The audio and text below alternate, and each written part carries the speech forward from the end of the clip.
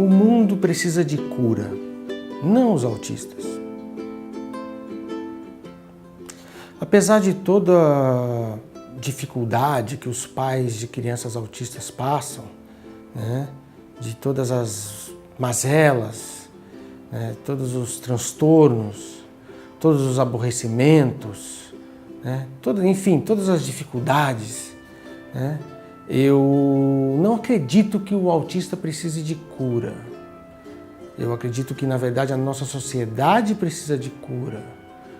Nós vivemos em uma sociedade que é preconceituosa, ela é racista, ela é homofóbica, ela é xenófoba, ela é violenta.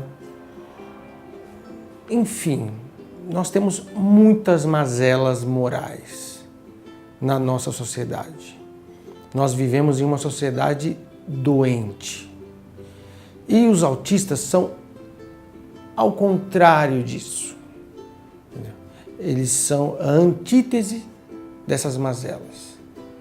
Então, é por isso que eu sustento essa teoria que eu tenho de que os autistas representam um próximo passo evolutivo na moral do ser humano. Né? É uma evolução moral que está acontecendo através dos autistas. Né? E também através das crianças que têm síndrome de Down, que, apesar de serem coisas diferentes, na minha opinião, também representam uma evolução moral da sociedade humana. Né? Se as pessoas fizessem ideia do quanto um autista é honesto, do quanto ele pode ser sincero, o quanto um autista é verdadeiro, né? Da incapacidade de um autista ser dissimulado, né? Ele não finge, né? Ele não inventa uma situação. Né? Então, as pessoas, se elas tivessem a noção dessas qualidades, que eu estou falando apenas de algumas, né?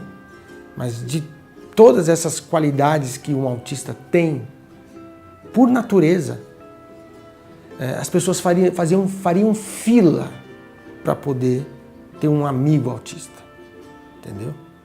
Às vezes, alguns pais que são preconceituosos e até evitam que os seus filhos tenham contato com uma criança autista, se eles tivessem a noção do quanto um autista é moralmente superior a tudo isso que nós temos hoje, os pais fariam questão, teriam orgulho que o filho dele tivesse amizade, tivesse contato com um autista.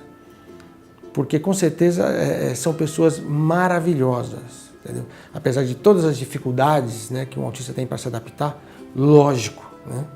Porque nós vivemos em uma sociedade doente, então é claro que ele tem dificuldade de se adaptar a uma sociedade que é doente, ela não faz sentido para ele. Entendeu?